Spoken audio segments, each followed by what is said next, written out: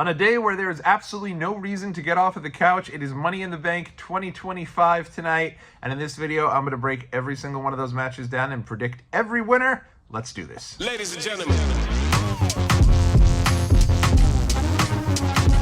What's up, world? It's your boy Tommy on the spot for Watch Along Wrestling, and I'm a wrestling content creator from Long Island, New York. Thanks so much for checking out this video where we're going to dive into all things Money in the Bank in just a bit. But what a day WWE has planned for us. As I said at the top, no reason to ever get off the couch today if you don't want to. I mean, back-to-back premium live events, the Worlds Collide show kicking off today. I believe it's 3 p.m. Eastern. This will stream directly on YouTube, and then will be immediately followed by Money in the Bank here in the United States, streaming on Peacock. What a day. I mean, this is just great. Now, I'm not going to go through my predictions on the AAA and WWE Worlds Collide show, in all honesty. I do think the show is going to be very good. I can't wait for it. Main event should be outstanding, but I'm not sure because it's the Worlds Collide show, because it's really the WWE fans' introduction to AAA. I don't even want to start to guess how they're going to be booking this or anything like that. I'm just, as a fan, going to sit there and I'm going to enjoy it. And then I'm going to really enjoy Money in the Bank. Now, one thing about Money in the Bank that immediately jumps off the card, you knew this is where I was going. You know, I've been chomping at the bit to come on here and talk to you about how insane it is that I feel that a premium live event only has 4 matches. And I know what you're thinking. Oh, but Tots, come on, 2 of them are Money in the Bank ladder matches. You're right. And maybe, start to finish, each one of those probably half an hour with the entrances. I get that. But they aren't the Royal Rumble. And I just went over the Money in the Bank 2019, and that show, I think, had 11 or 12 matches. And yeah, you could turn back and say, hey, well, if I asked you to write a list of every single match that was on that show, could you do it? And I was at the show and I probably couldn't do it. So I recognize that those matches were, I think when I went through them, 6 of them were under 10 minutes, and I think 3 of them were under 2 minutes. So I don't know that we need to return to those days where you have, over 10 matches on the show, and each one of them are pretty innocuous, and there's no real reason to get excited about all of those different matches because they don't really mean much. I get it. 4 matches, though, come on. I feel like 6 to 8 is that sweet spot. I feel like there should never be a reason, even with Money in the Bank ladder matches, there should really never be a reason where you're going under six matches. I think that it almost does a disservice to one of these matches, right? Especially you have the huge tag match tonight, you have the 2 big Money in the Bank ladder matches, and I honestly think the match I'm looking most forward to, the match with the biggest storyline that's been going on throughout this since WrestleMania and continues to be compelling each week for me, is the Women's Intercontinental Championship match, the match between Lyra Valkyria and Becky Lynch. And I worry this match gets lost in the shuffle because there's only 4 matches. So, there isn't really the come down match. There isn't really the take a break match. You can't have it when you only have 4 matches. That said, again, I think everything's going to be great. I think each one of these matches is going to be very good. And honestly, not sure where they go with any of the matches. So we'll try to break them down. We'll try to give our predictions. And let's start with that Lyra Valkyria versus Becky Lynch match for the Women's Intercontinental Championship, in which the stipulation states that if Becky Lynch is to lose that match, she can never get a Women's Intercontinental Championship match so long as Lyra Valkyria is the champion.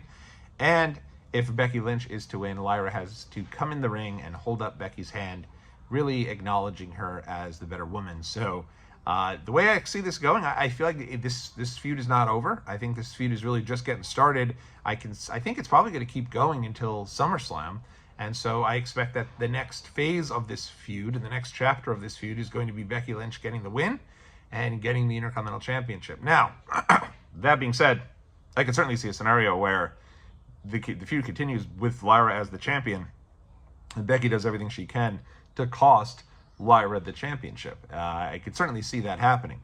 But I think that the moment that you want, and the moment here, is Lyra having to get in the ring and hold up Becky's arm and really acknowledge that she is the better woman. So I'm going to go with Becky Lynch here. I'm going to predict a title change on this show, the only title match on the show, and I will predict that there will be a change and that Becky Lynch will win. Before we get to the Money in the Bank ladder matches, let's go to the big tag team match, and this has become standard for Money in the Bank. This is the 3rd consecutive year that Money in the Bank has had a big tag team match that is the finisher for Money in the Bank, and the main event. I assume this will be the main event. I guess it's possible it'll be in the middle of the show, and maybe the main event will be either the men's or women's Money in the Bank ladder matches. Could certainly see that too. It kind of separates the Money in the Bank ladder matches, so that's possible. But I assume this will be our main event, and it is a tag team match. Again, it's been tag matches the last couple of years. 2023, you had the Bloodline Civil War. Last year, you had the New Bloodline versus Team Cody. And this year, it'll be John Cena teaming up with Logan Paul to take on the team of Cody Rhodes and Jey Uso. Huge amounts of star power here. And if you watched last night's SmackDown, it felt like it kept building, right? It felt like, Cody came out, massive applause, huge ovation, huge whoa chants. Everyone just so pumped to see the American Nightmare. And I'll be honest, I think the best thing that could happen to Cody was taking this little break here, because ever since he's been back, I've been very excited for him, and I feel like that is the same that I've seen throughout the WWE Universe and the fans. Everyone just seems so excited. It's very refreshing to have Cody back. I thought even his interview he did on What Do You Want to Talk About with Brandy Rhodes was very well done, and it's just cool to have QB1, so to speak, back in the mix for WWE. He introduces Jey Uso. Crowd's super into it. He comes out, everyone's eating, everyone's just pumped up, everyone's so excited. Especially, it was a really cool moment last week in Knoxville when they introduced Jey Uso as a surprise. The place just went crazy. I don't think anybody really expected that. Actually, shout out to my boy Travis. He did predict Jey Uso was going to be on that SmackDown last week. So I think having them there together has been cool, and they've done a good job building this dream team up. And then, obviously, John Cena comes out. When John Cena comes out and that music hits, the place goes insane. Whether you love him, whether you hate him, it's at a level that I'm not sure anyone, I'll be honest, I don't think anyone is getting to right now. When Cena's music hits, it's like, oh shit, here he comes. And people are into him. The last night, counteracting the "We Want Truth" chants with the "You Can't Handle the Truth" was,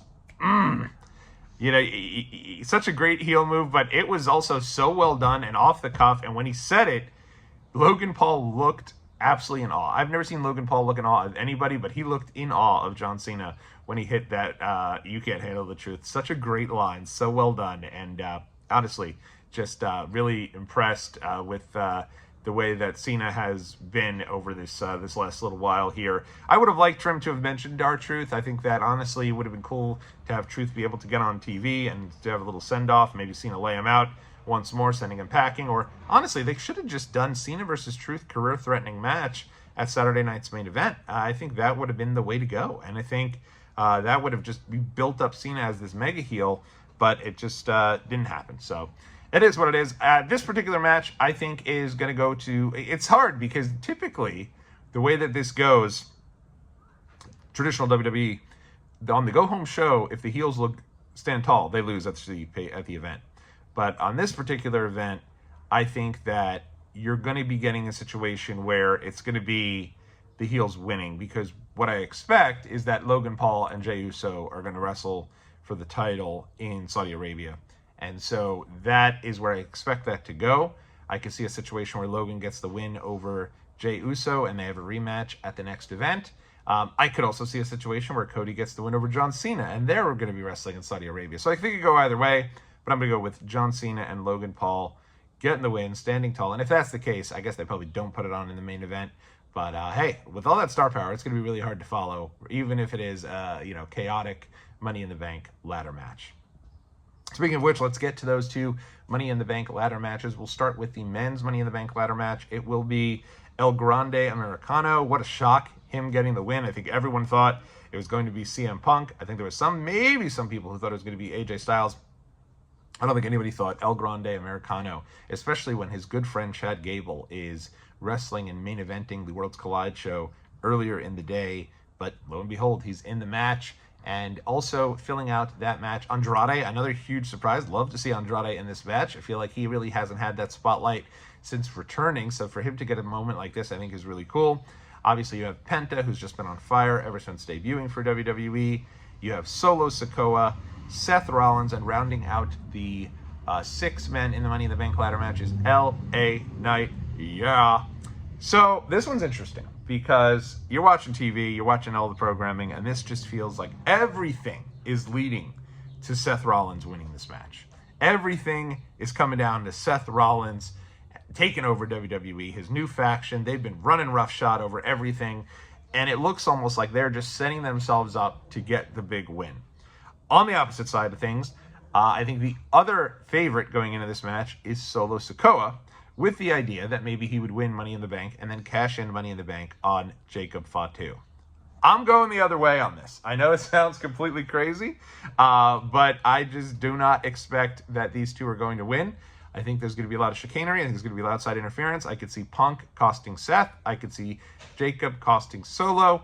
And I don't know that they need the Money in the Bank. I think if Jacob was on this show going up against Damian Priest, then yep, I expected Solo to win. I'd be very happy. He's my guy.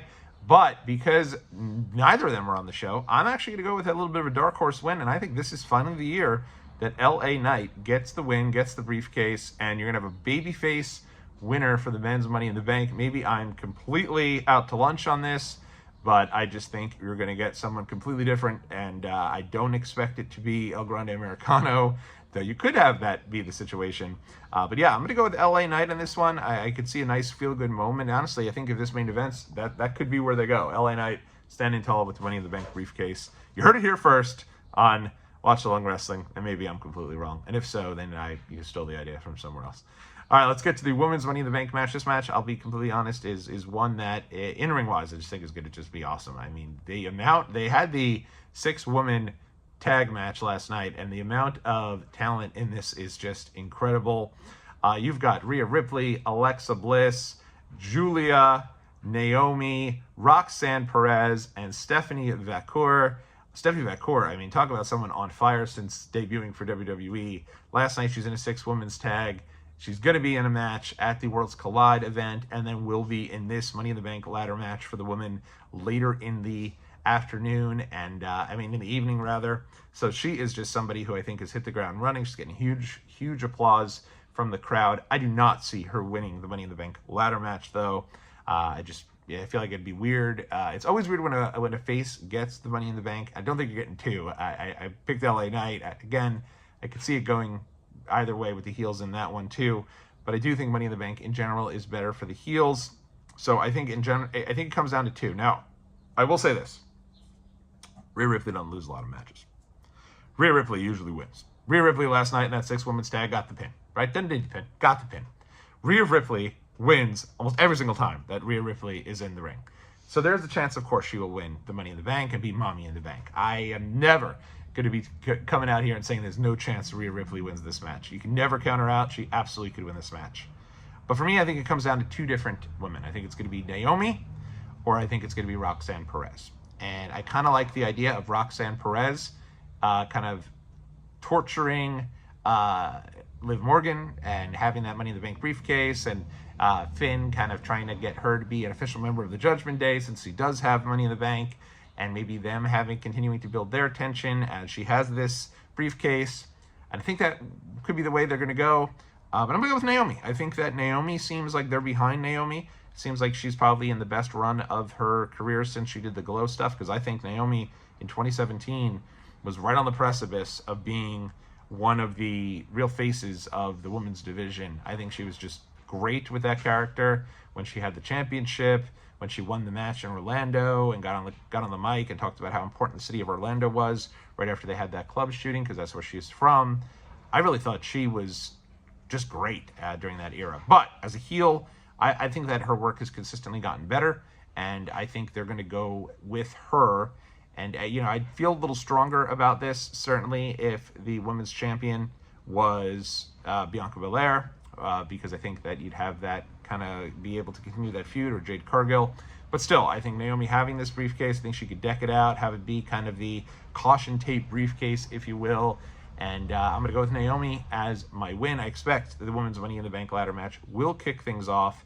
And should be a good show. Again, 4 matches. I'll never, ever get over it. The 5 matches gets me going. So I can only imagine how I am about the 4 matches. But again, each one of them does mean something. Each one of them should get time. And it should be a very fun show. Should be a fun day. Hopefully, Worlds Collide's as good as I think it's going to be. But yeah, it's a sit on the couch day. It's a great day to be a wrestling fan. Let me know what you're looking forward to. Could be on Money in the Bank. Could be Worlds Collide. Hopefully you enjoyed this little preview show and my predictions. And we'll be back here probably late tonight, maybe early tomorrow, with my thoughts on everything. Until then, thank you so much for checking out the video. I'll catch y'all in the next one.